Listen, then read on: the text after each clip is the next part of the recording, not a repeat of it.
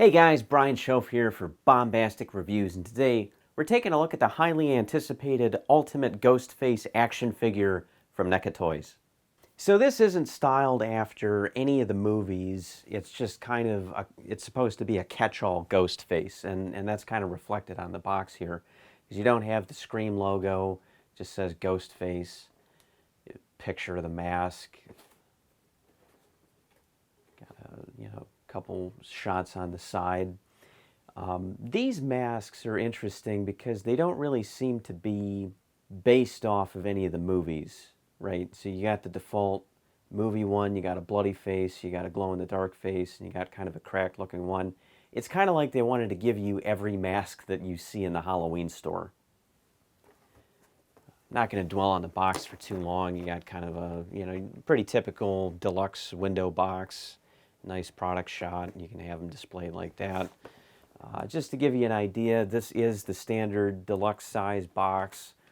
Here's the box for Krang. I just did an interview on him just for comparison's sake. You can see this is a lot bigger, whereas these boxes tend to line up nicely on your bookshelf, so you can have a bunch of those all next to each other. All right, let's crack this guy open here.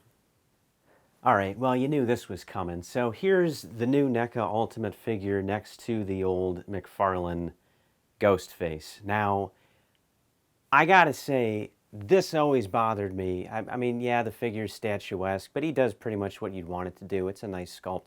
This always bothered me, though, how they had it tied off at the waist. The character never did that. Never. In any of the movies, never happened. It's a very simple costume.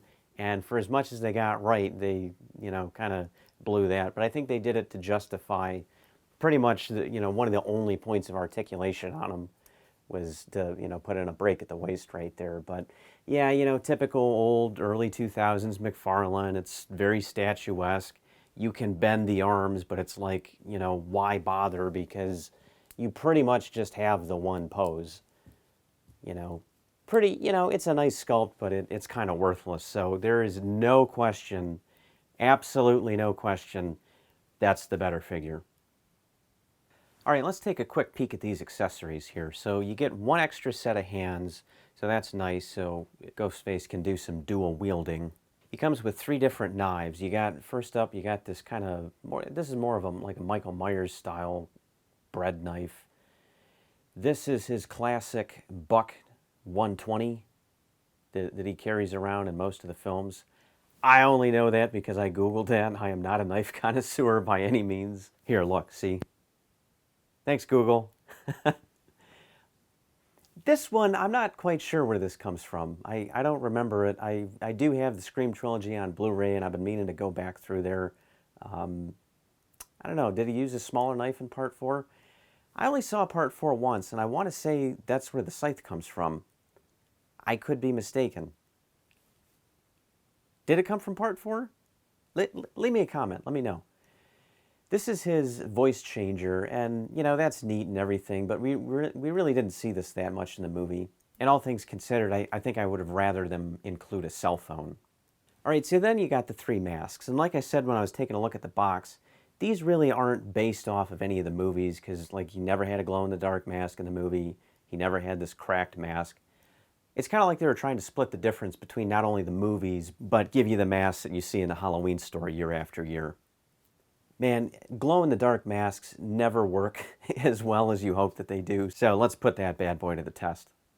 All right, here's the mask glowing in the dark. It's a little hard to capture it on camera, but I stuck this thing in the windowsill and I pulled it off, and even in broad daylight, I could see it glowing a little bit. That's pretty impressive. This might be the best glow-in-the-dark accessory I think I've ever seen. Like, normally they glow for like 2 seconds, lose the charge, and that's it. It's been a little over 30 seconds. You can kind of see it dimming on camera here a little bit, but I think it'll maintain a decent glow for you if your room is brightly lit. So I don't know, that might be my go-to head from now on. Like, that might be kind of cool to see that on the bookshelf. All right, so Mr. Ghostface himself, I'm actually really impressed with this soft goods robe that they included with him.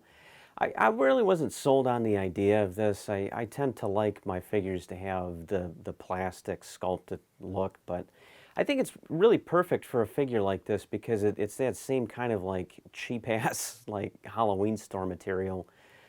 So it really does look like they just took the character out of the movie and shrunk him down and put him on your shelf. So I think that's just absolutely perfect for a figure like this. And honestly, I think the robe's better quality than the actual Scream costume that I bought for Halloween, which is kind of ridiculous. The hood comes off like that so you can pop the other heads on. So it's just on a ball socket here. You just kind of pop that off and then put the other heads on. So whatever one you want on there you can have. And then it's got a really nice range on there. Like a really nice range. He is not hindered by anything. And that's awesome. The arms are on kind of a ball. So you got a lot of nice swivel there. The elbows, you really can't see it because I can't get the robe back far enough, but they are double jointed. You can see if you kind of pull the fabric tight there. There's the one joint. There's the other one.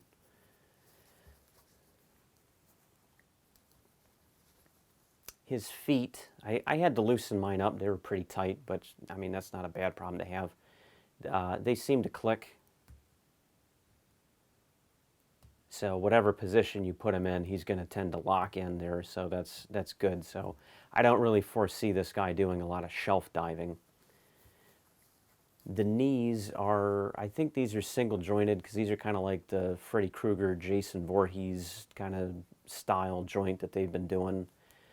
And, you know, they always try and hide that in the crease of the pants there, which I don't know if they really needed to do on this figure because they probably just did it to save money on tooling for, you know, reusing parts from a different figure.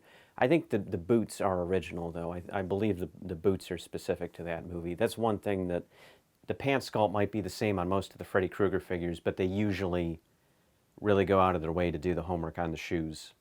Now, if we take a look up skirt here, pardon my reach, you can see that they didn't really spend any money on sculpting anything for the body, which, I mean, I get it. It's going to be hidden.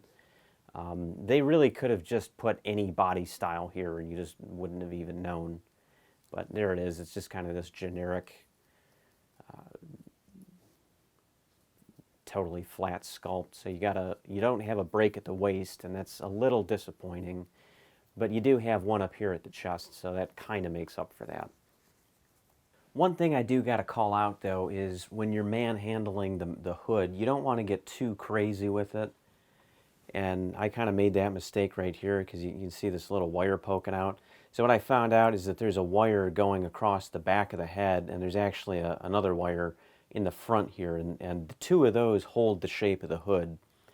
So it's not that you can't move it. It is made to be moved. It's just that, you know, you don't want to get too crazy because you'll bend those wires. And, you know, in my case, I got that sticking out, so I got a little work to do to kind of pop that back in so it seats correctly.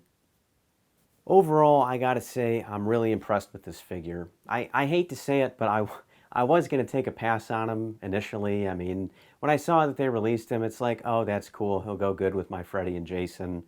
But I really don't need him. I got the old McFarlane one, so, you know, it's not like the figure doesn't have any representation on my bookshelf. But no, he's cool. I saw him in person. I thought the robe was really neat. And, you know, that was the thing that kind of turned me off in the first place. But, you know, I've said it a couple of times. I think it's just perfect on a figure like this.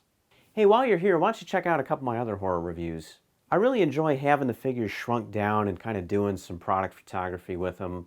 Horror is very near and dear to my heart, so that's something I'm going to keep going forward with. When they put out a new horror figure, I'm probably going to check them out. And just like everybody else, I cannot wait for the Part 7 Jason to finally come out. So he was supposed to come out in February. It seems like he got delayed. I don't know if that has to do with the lawsuit or anything, but the fact that he is coming, you know, hey, we've waited this long. We can wait a little bit longer, but please don't make it too much longer. So hit that subscribe button, check back for that, drop a like below, and drop me a comment. I love talking about this stuff. Thanks for watching. I'll see you in the next video.